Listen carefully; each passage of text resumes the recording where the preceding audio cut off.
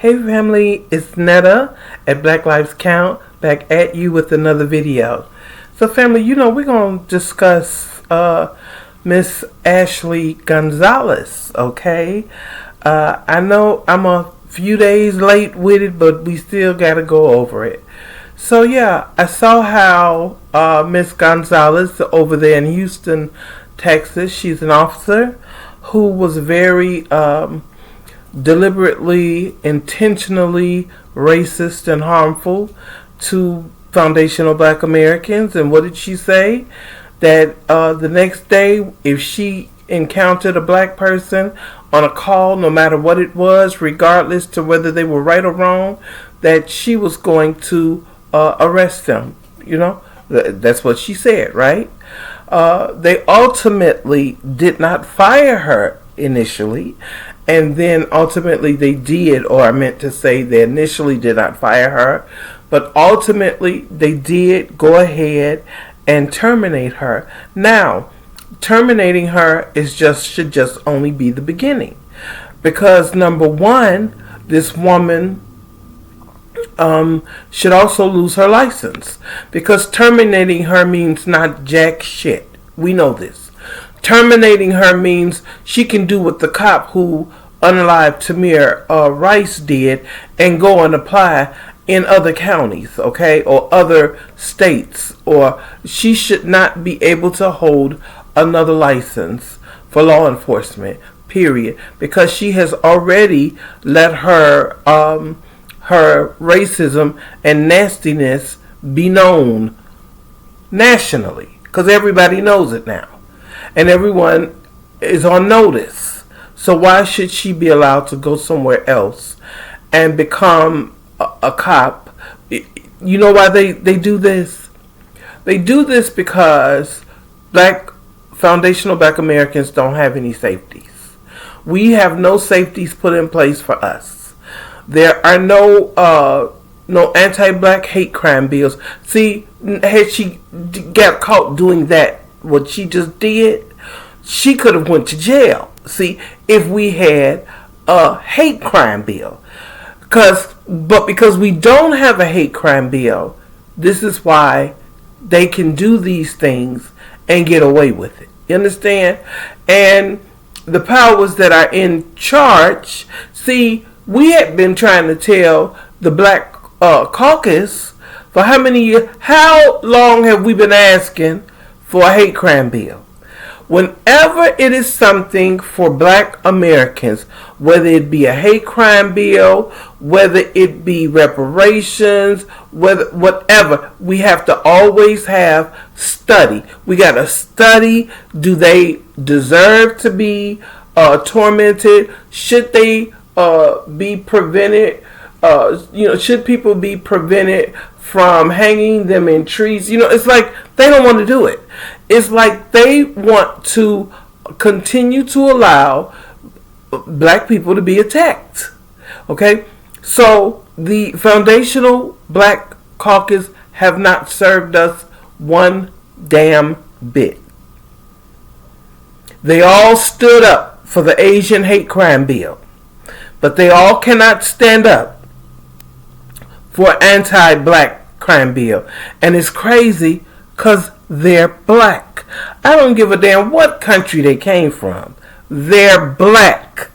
But that's how you know that the Democrat Party controls the Black Caucus. See, that they're not like the Asian caucus who does shit for their community. They're not like the Hispanic caucus that works towards getting shit done for their community. Our caucus is the only caucus that does nothing, only representation. We just have Black people that say they're working for Black people, but they're not working for Black people. It's just the bottom line. So, this is something else that we too have had to deal with. Racist cops. If they got all the racist cops in America, it wouldn't be any cops. we wouldn't have any cops. Maybe two. One or two. Because we know in these police departments, in these cities across America, that these police departments have nothing but KKK members. The CIA, KKK members. The FBI, KKK members. America was built and bred off of racism and white supremacy. And black people should not be surprised anymore. I mean, I just don't understand why we're surprised. Why are we surprised at a people that has behaved the same? It is their culture. That is their culture. To be predatory. Why are we shocked when we see people doing the same thing they did for hundreds and thousands of years? Why are we even surprised? Because since they have come in contact with us, okay, it has been nothing but chaos, mayhem, and savagery. Savages. Let me just say that, okay? Savages. So, this is why myself advocate for separation. Equal but separate. We need to separate from these people. And when foundational black Americans have been saying this, many have not been listening. But the truth of the matter is, we're going to have to separate from some of us too. We really are. Because there's too many of us that are in powerful places that are against us, that are working with the others. We're going to have to completely just separate from this system, because I don't see it benefiting us anywhere. It's not benefited us. I mean, to be honest with you, yeah, they can say voting matters. You know, voting does matter when all parties involved have integrity. But when all parties involved don't have integrity, how can the system work right? When everybody is working off of doing wrong, scamming, and it's not no big eyes and little U's. Everybody is a big eye.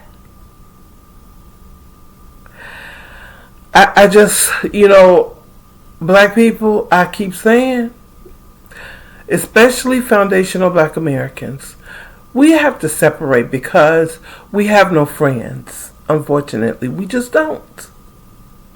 If we had alliances and we can honestly identify, communities that were really with us, we're not talking about individual people. We're talking about collective communities.